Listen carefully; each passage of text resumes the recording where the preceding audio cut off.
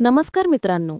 आजच्या या विशेष व्हिडिओमध्ये आपण बोलणार आहोत एका अशा नेत्याबद्दल ज्यांनी महाराष्ट्राच्या राजकारणात एक खळबळजनक क्रांती घडवली. एका साध्या ऑटो रिक्षा चालकापासून ते महाराष्ट्राच्या उपमुख्यमंत्री पदापर्यंतचा त्यांचा प्रवास हा प्रेरणादायी आहे आणि ज्याच्या धाडसी निर्णयाने संपूर्ण शिवसेनेची दिशा बदलली. ज्याने कार्यकर्त्यांच्या हक्कांसाठी बंड पुकारलं आणि विकासाच्या नव्या अध्यायाची सुरुवात केली. होय, मी बोलतोय एकनाथ संभाजी शिंदे यांच्याबद्दल, ज्यांना आज महाराष्ट्र लाडका भाऊ म्हणून ओळखतो. चला सुरुवात करूया त्यांच्या जन्मापासून. 9 फेब्रुवारी 1964 रोजी सातारा जिल्ह्यातील जावळी तालुक्यातील डेरेताम या छोट्याशा गावात एका सामान्य मराठा कुटुंबात एकनाथ शिंदे यांचा जन्म झाला. त्यांचे वडील संभाजी शिंदे आणि आई गंगूबाई शिंदे, ज्यांचा त्यांच्या जीवनावर खूप प्रभाव पडला.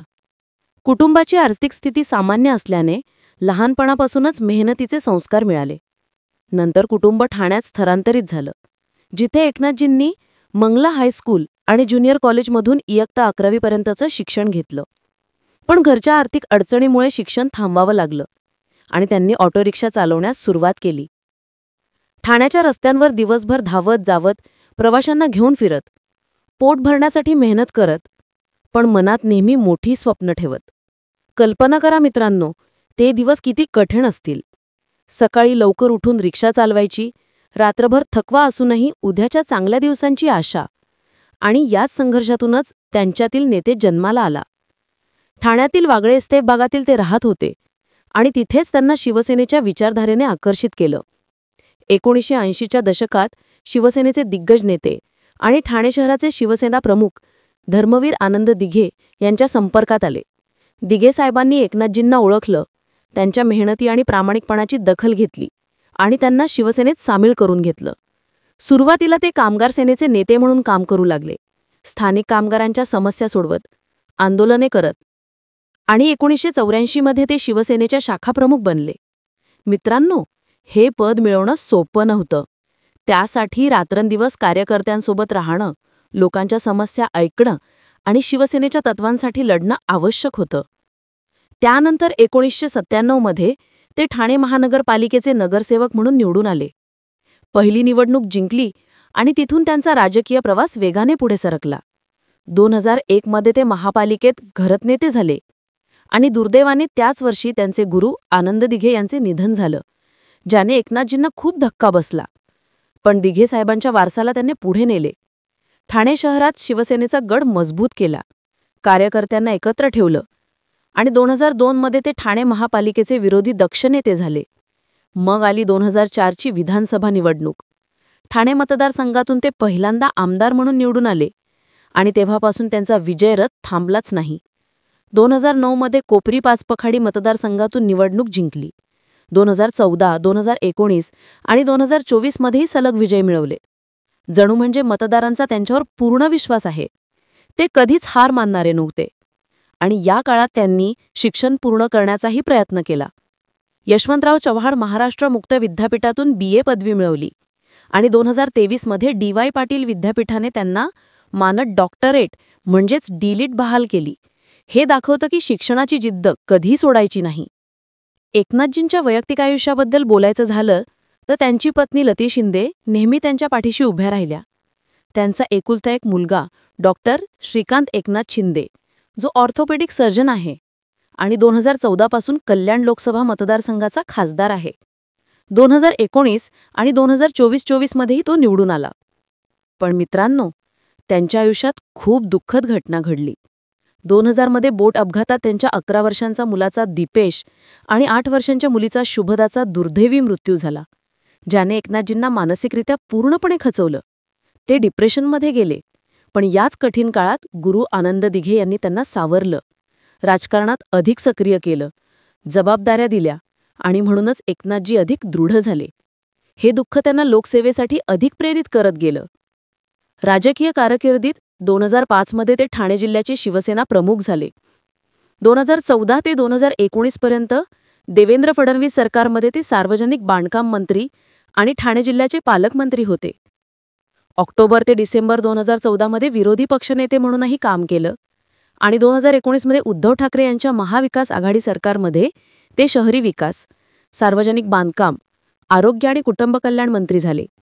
काही काळ गृहमंत्रीपदही सांभाळलं. या काळात त्यांनी कोरोना महामारीत ठाणे जिल्ह्यात उत्कृष्ट कामगिरी केली. ऑक्सिजन प्लांट उभारले, आरोग्य सुविधा वाढवल्या आणि लोकांना दिलासाही दिला. पण मित्रांनो, खरा वळण आलं 2022 मध्ये, जेव्हा शिवसेनेत अंतर्गत असंतोष वाढला. कार्यकर्त्यांचा अपमान होत असल्याचे दिसलं. पक्षाच्या मूळ हिंदुत्व तत्वांपासून दुरावल्याचं वाटलं. आणि एकनाथ शिंदे यांनी 21 जून 2022 रोजी 39 अधिक आमदारांसह बंड पुकारलं. सुरतला गेले, नंतर गुवाहाटीला गेले आणि महाविकास आघाडी सरकार विरोधात मोर्चा उघडला. हे बंड इतकं नाट्यमय होतं की संपूर्ण देशाचे लक्ष महाराष्ट्राकडे लागलं. उद्धव ठाकरे यांच्या नेतृत्वावर प्रश्न उपस्थित झाले आणि 29 जूनला उद्धवजींनी राजीनामा दिला. 30 जून 2022 रोजी शिंदे महाराष्ट्राचे 20वे मुख्यमंत्री झाले. देवेंद्र फडणवीस उपमुख्यमंत्री आणि भाजप शिवसेना शिंदेगट युती सरकार स्थापन झालं. हे क्षण ऐतिहासिक होते, जणू म्हणजे राजकारणातला एक थरारक चित्रपट. या बंडाला उद्धव गटाने फसवणूक म्हटलं. कायद्याच्या लढाया लढल्या, पण 17 फेब्रुवारी 2023 रोजी निवडणूक आयोगाने शिंदे गटाला खरी शिवसेना आणि धनुष्यबाण हे चिन्ह दिलं. 4 फेब्रुवारी 2024ला विधानसभा अध्यक्ष राहुल नार्वेकर यांनी एकनाथ शिंदे यांना पक्षाचे खरे नेते मान्य केलं आणि त्यानंतर शिंदे गटानं पक्षावर पूर्ण नियंत्रण मिळवलं. मुख्यमंत्री म्हणून 2022 ते 2024च्या काळात एकनाथजींनी अनेक क्रांतिकारी निर्णय घेतले. मुंबईत कॉन्क्रीट रस्ते बांधले, ज्याने रस्त्यांची गुणवत्ता वाढली. लाडकी बहीण योजना सुरू केली, ज्याने महिलांना आर्थिक सहाय्य मिळालं. मराठा आरक्षणासाठी प्रयत्न केले. ठाणे आणि मुंबईत पाणीपुरवठा प्रकल्प हाती घेतले, जसे की काळू धरण. रस्ते, पूल, मेट्रो लाईन्सचा विस्तार केला. आरोग्य सुविधा मजबूत केल्या. कोरोनानंतरच्या अर्थव्यवस्थेला गती दिली आणि प्रत्यक्ष लोकांमध्ये जाऊन समस्या सोडवल्या, ज्यामुळे त्यांना कार्यकर्ता, मुख्यमंत्री आणि लाडका भाऊ ही ओळख मिळाली. उदाहरणार्थ, ठाण्यातील वाहतूक कोंडी सोडवण्यासाठी ते स्वतः प्रयत्न करत होते आणि शेतकऱ्यांसाठी विविध योजना राबवल्या.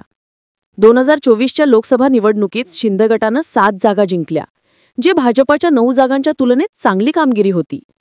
आणि विधानसभा निवडणुकीत महायुतीने मोठा विजय मिळवला.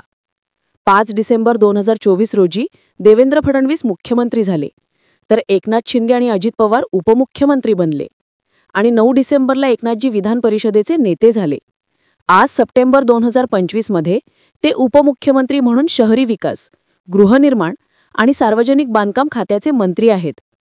नुकत्याच अतिवृष्टी आणि पूरग्रस्त भागात ते सक्रिय आहेत. शेतकऱ्यांसाठी कर्जमाफीचा निर्णय घेण्याचे आश्वासन दिले. केंद्रीय मंत्री अमित शहा आणि पंतप्रधान नरेंद्र मोदी यांच्याकडे मदतीची मागणी केली. ठाणे जिल्हा नियोजन समितीच्या बैठकीत 1252.99 कोटींच्या तरतुदीला मान्यता दिली. वाहतूक कोंडीसाठी MMRDA तज्ज्ञ समिती नेमली. स्मार्ट आरोग्य केंद्र, स्मार्ट शाळा, सौर ऊर्जा प्रकल्प, पर्यटन विकास, जसे की 39 पर्यटन स्थळांचा आराखडा आणि एक्सप्लोअर ठाणे ॲप, छत्रपती शिवाजी महाराज शक्तिपीठासाठी 80 कोटी आणि काळू धरणाच्या कामाला गती देण्याचे निर्देश दिले. याशिवाय पाकिस्तानचे पंतप्रधान शहबाज शरीफ यांच्या UNGA येथील वक्तव्यावर एकनाथजींनी खणखणीत उत्तर दिलं. लांडग्याने सिंहाची कातडी घातली तरी सिंह होत नाही, जे दाखवतं त्यांचं राष्ट्रप्रेम आणि स्पष्ट वक्तेपणा.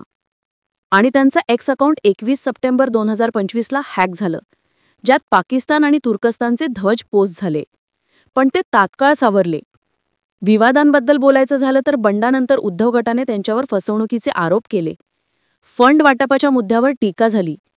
राहुल गांधींनी मतदार यादीतील अनियमिततांवर बोललं, तेव्हा एकनाथजींनी बिनबुड म्हणून उत्तर दिलं. पण हे सर्व असूनही ते विकासावर लक्ष केंद्रित करतात, शेतकऱ्यांच्या नुकसानीसाठी मदत करतात आणि पूरग्रस्तांना आधार देतात. सांस्कृतिकदृष्ट्या ते नवरात्रोत्सवात सक्रिय असतात. पुण्यात स्वर्गीय गंगूबाई संभाजी शिंदे नवरात्र उत्सवला भेट दिली. ड्रमवादक गिरीश विश्व यांचं कौतुक केलं आणि ठाण्यात दिघे साहेबांच्या परंपरेप्रमाणे उत्सव साजरा करतात. तसेच डोंबिवलीत रासरंग 2025 सारख्या कार्यक्रमांना प्रोत्साहन देतात. चित्रपटसृष्टीतही त्यांचा उल्लेख आहे. 2022च्या धर्मवीर चित्रपटात आनंद दिघे यांच्या जीवनात एकनाथजींच्या योगदानाचे चित्रण आहे आणि 2024 मध्ये धर्मवीर 2 मध्ये त्यांनी कॅमिओ केला. जणू म्हणजे त्यांचे जीवनच एक प्रेरणादायी कथा आहे. मित्रांनो, एकनाथ शिंदे यांचा हा प्रवास सांगतो की साध्या सुरुवातीपासूनही तुम्ही मोठे होऊ शकता. ऑटो रिक्षातून मुख्यमंत्री भवनापर्यंत जाणं हे धाडस आणि मेहनतीचं फळ आहे. ते कार्यकर्त्यांसाठी प्रेरणा आहेत. शिवसेनेच्या खऱ्या आत्म्याला जागवलं आणि महाराष्ट्राच्या विकासासाठी नेहमी तत्पर आहेत. आज 60 वर्षांच्या वयातही ते सक्रिय आहेत आणि त्यांच्या नेतृत्वाखाली महाराष्ट्र प्रगती करतोय. ही कथा तुम्हाला कशी वाटली? एकनाथ शिंदे यांच्या कोणत्या निर्णयाने तुम्हाला सर्वाधिक प्रभावित केलं? बंड की विकास? योजना कॉमेंटमध्ये सांगा. लाईक करा, शेअर करा, सबस्क्राईब करा आणि बेल आयकॉन दाबा, जेणेकरून पुढचे व्हिडिओ तुम्हाला लगेच मिळतील. धन्यवाद.